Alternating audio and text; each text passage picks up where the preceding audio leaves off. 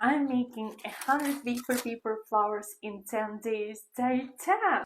To prepare my flowers for shipping, I'm going to use a plastic container like this. Use lots of tissue paper, and another very important ingredient is silica gel packets to prevent my wafer paper from melting.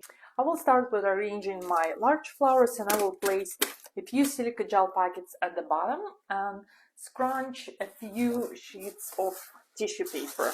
And I will place all my large flowers flat next to each other, as many as I can in one layer first, like this, and I will place another layer of tissue paper and another layer of flowers on top.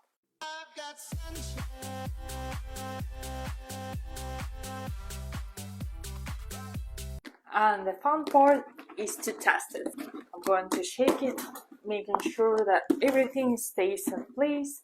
And now I'm going to wrap it in plastic wrap, and this box will be ready to be shipped.